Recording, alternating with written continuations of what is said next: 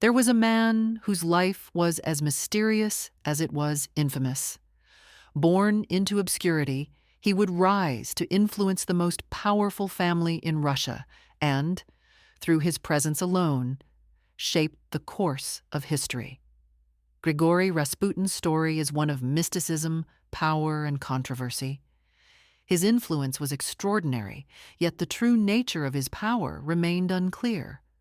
Was it divine, psychological, or merely the result of cunning manipulation? This question would follow him throughout his life, casting a shadow over the Russian Empire itself. Rasputin was born in 1869 in the remote village of Pokrovskaya, Siberia. The son of a peasant family, his early life was marked by poverty and hardship. From a young age, he exhibited unusual spiritual tendencies, often entering states of religious ecstasy that both fascinated and frightened his neighbors.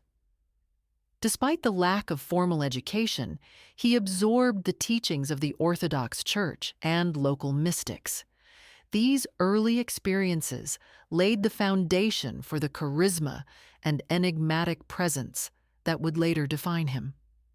As he grew, Rasputin left his village to wander through Russia, visiting monasteries and spiritual leaders, honing his reputation as a holy man capable of healing and prophecy. In the early 1900s, Rasputin arrived in St. Petersburg, a city of grandeur and intrigue. The imperial capital was far removed from his humble origins, yet he quickly became known among certain religious circles for his claimed healing abilities. His reputation reached the royal family, particularly Tsarina Alexandra, who was desperate to find any means to protect her son, Alexei, suffering from hemophilia. Rasputin's apparent ability to alleviate the boy's suffering granted him access to the intimate life of the Romanovs. As Rasputin grew closer to the imperial family, his influence became a matter of both hope and controversy. Many in court were suspicious of his presence, while others feared the consequences of opposing him. Rasputin's influence over the Tsarina extended beyond her personal trust. In matters of state, she increasingly sought his counsel, often in secrecy. This unusual dynamic created tension within the palace, as ministers and courtiers worried about the unseen hand guiding the empire. His proximity to the royal family also allowed him to protect his own position and navigate the dangerous waters of court politics. The line between spiritual advisor and political influencer blurred, and whispers of Rasputin's power reached the streets of St. Petersburg and beyond. Outside the palace, Rasputin's presence was a subject of fascination and fear. Newspapers printed stories of his alleged debauchery, mystical powers, and manipulative tendencies. Tales of wild parties, sexual misconduct, and hypnotic influence circulated widely, creating a public perception that often exaggerated the truth.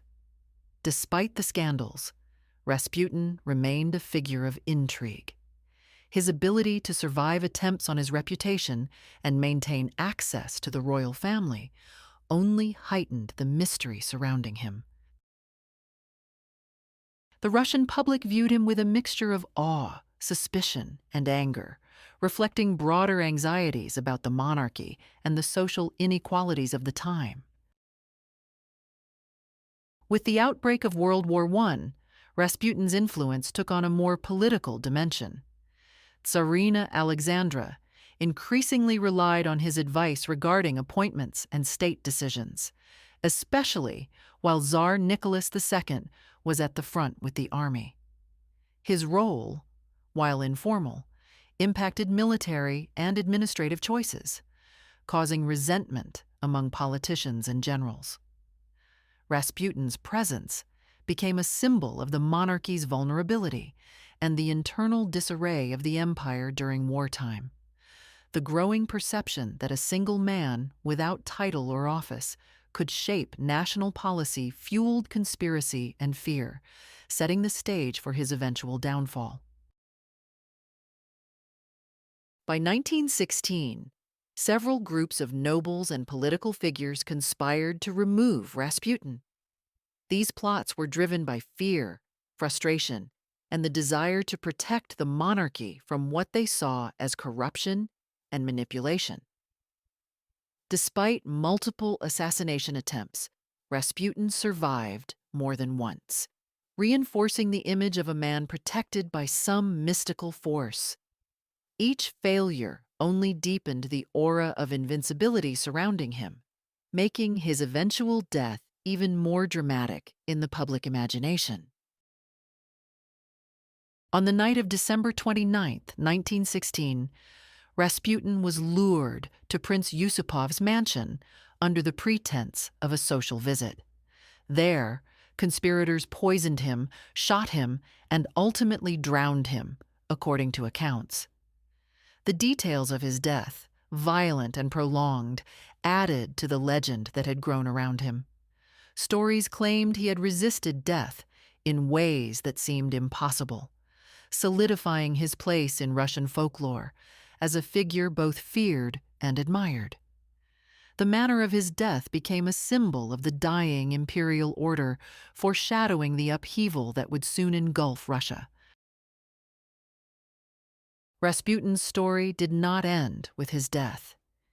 He became a symbol of mysticism, scandal, and the vulnerabilities of the Russian monarchy. Books, films, and countless retellings ensured that his name would remain in the public consciousness long after the fall of the Romanovs.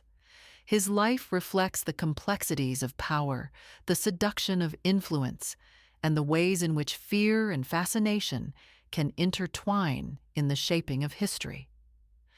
Rasputin remains a lens through which we can view the final years of Imperial Russia. Was Rasputin a saint, a sinner, or merely a man swept along by the currents of his era?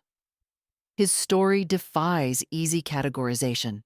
In the end, he is remembered as a man whose life and death encapsulate the mysteries, contradictions, and tragedies of the Russian Empire. Rasputin's legacy endures, a testament to the blurred line between myth and history, reminding us that some figures are larger than life, not just because of their deeds, but because of the legends they inspire. Rasputin's shadow still lingers in history. If you want to uncover more stories like this, make sure to subscribe and join us on this journey.